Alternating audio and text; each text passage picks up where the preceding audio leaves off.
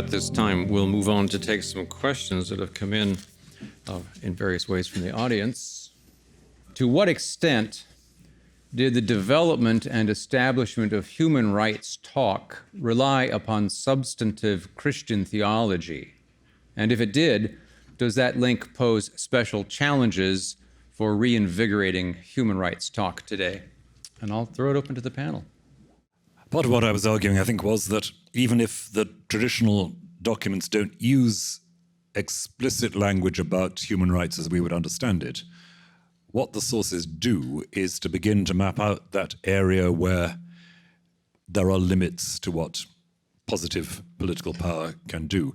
The example I've used in the past is that Thomas Aquinas, although he defends certain forms of slavery, begins to say, but there are some things that not even a slave owner can do.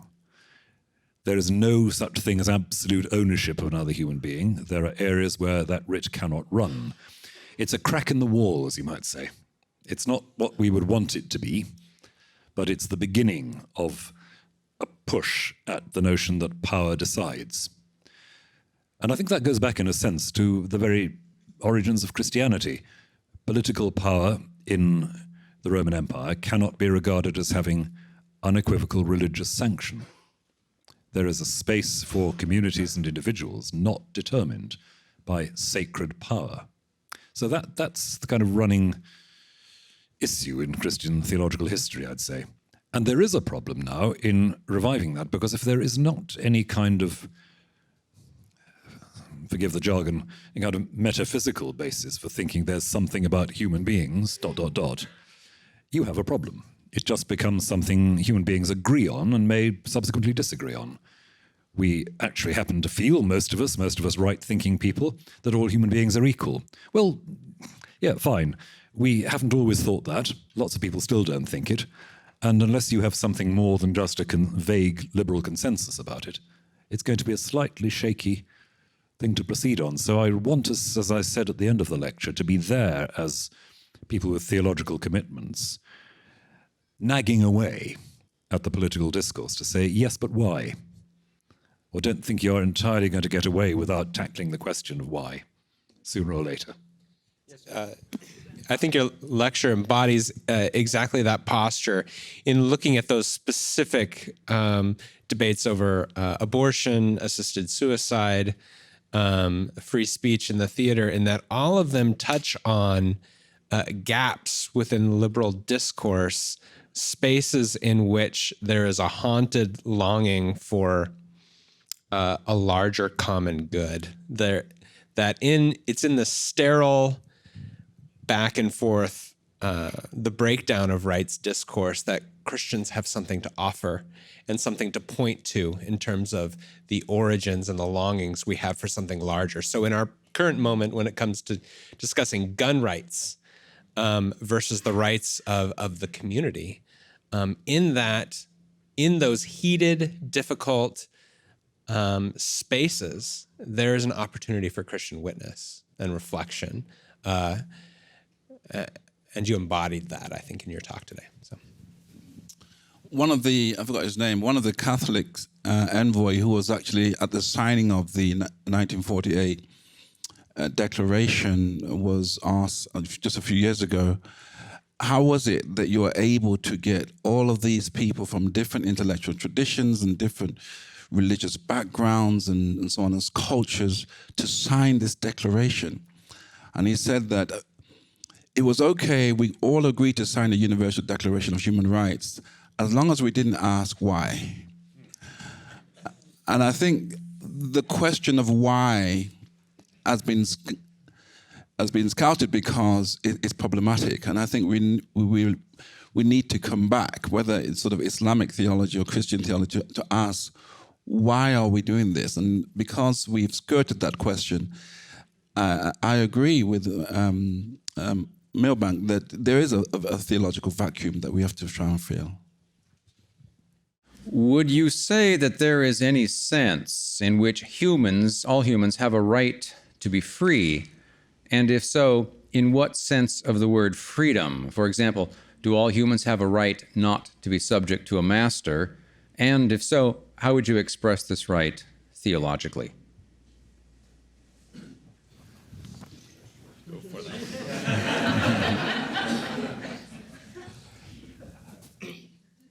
I think to go back to what I was just saying about Thomas Aquinas' discussion of slavery, what he begins to say is there is something about a human being which makes a human being inconceivable as simply the property of another. He will sort of duck and hedge a bit about the institution of slavery as he knew it, but at the end of the day, there is just something which makes a human being not the sort of thing you can own. So, first point then is there is that about the human person, the human embodied person, which makes it unimaginable as property. When you've fully taken on board what the image of God means, what the body of Christ means, you can't do that. And God knows it took us centuries to work that out in its full implications. And we're still working it out when you think that slavery is not actually a thing of the past. That's another story. But I think having said that, the freedom we're talking about is the freedom to exercise your humanity, to contribute to the human project in the way that only you as the unique person can. Because we're in a cultural environment where freedom is regularly understood primarily as freedom to choose among a set of alternatives, what you might call the Walmart version of freedom. You look along the shelf. We lose sight of that, or rather we confuse the two kinds of freedom.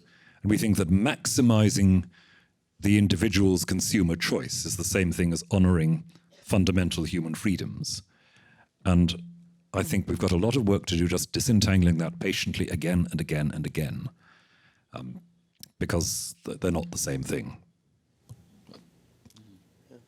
And I think what that adds to the conversation is that slavery is not simply evil for what it does as sort of towards passive agents, but for the ways in which those who are constituted as slaves are potential positive agents for human flourishing. So what is lost is not simply that individual's freedom, but the whole global community has lost something in that there's not simply a freedom from oppression, but a freedom to contribute to the larger human community. And thus, it is not simply wrong, it is a desecration of God's desire for the flourishing of his creation.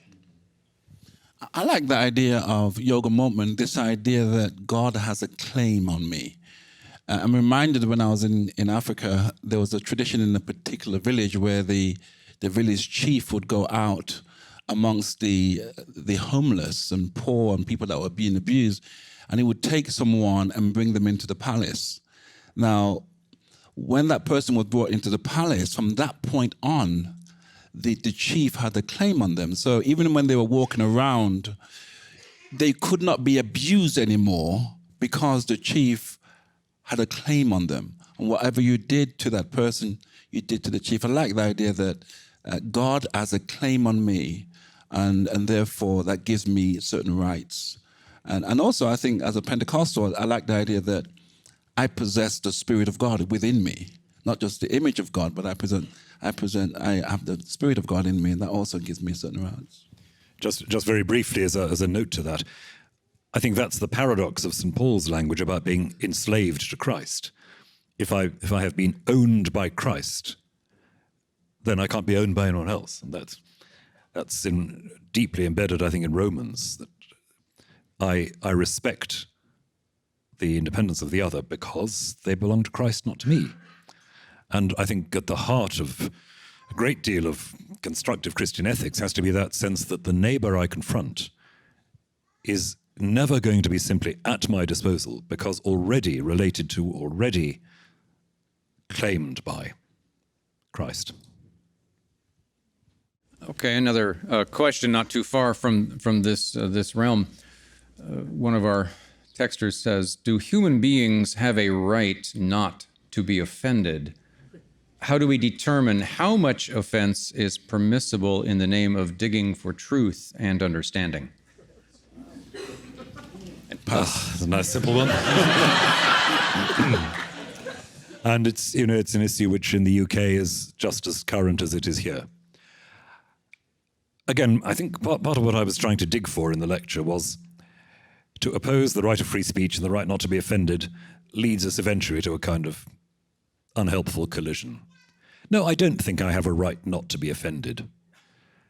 What I do have, I think, is, as a member of my society under God, a right to be exercising the gift God has given me in the community where I've been placed. Now, some kinds of speech have the effect of limiting that. Speech that is consistently demeaning, derogatory towards a person or a community actually has the effect of silencing or marginalizing. And that's why, even in the most committedly liberal societies, we recognize there is such a thing as hate speech or discriminatory speech, and we legislate against it because it's not, sticks and stones may break my bones, but words will never hurt me. Rubbish. Words actually do confine, demean, diminish.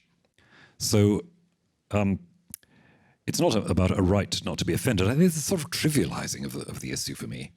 Of course, I don't have a right not to be offended, but I have a right to be whatever my views are, whatever my background, my ethnicity, my gender, my sexuality. I have a right to respect as a contributor in the social project. Now, you have the difficult task then of discriminating what sort of speech it is that really actively gets in the way of that. And it's not easy, but who said it would be? If I could follow up on that, Dr. Williams, Calvin has a passage where he's dealing with the problem of scandal, and he differentiates between people who receive offense from our actions and those who take offense from our actions. And I'm wondering if you would care to comment on that as a viable point of discernment in this particular context. As so often, the old chap gets it pretty well accurately, I think. I think that's a brilliant characterization of it. There is such a thing as offense in that there is